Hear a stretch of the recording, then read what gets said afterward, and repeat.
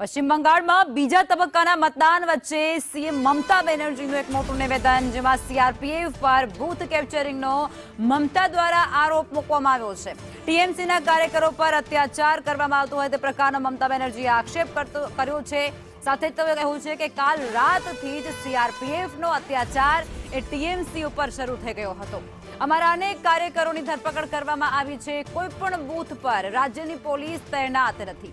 સીઆરપીએફનું કામ એ સરહદની સુરક્ષા કરવાનું છે અને આ સાથે તેઓ કહે છે કે સીઆરપીએફ એક રાજકીય પક્ષની સુરક્ષા કરી રહ્યું હોય તેવું આખું ચિત્ર અત્યારે બંગાળની અંદર જ્યાં જ્યાં બૂથ છે ત્યાં જોવા મળે છે। CRPF cannot function like this. See, no state police is here. What None of the booths are safe. none of the all their is it their duty? They should secure the border. Instead of secure the border, they are securing one political party. I'm sorry, I have never seen this type of thing.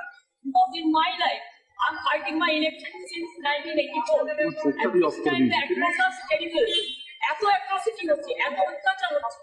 এবার আমার পাড়ায় দুটো পর্যন্ত মেয়েদের মেরেছে, আর কয়েকটা মুসলিম video হচ্ছে Kaliganj ovary like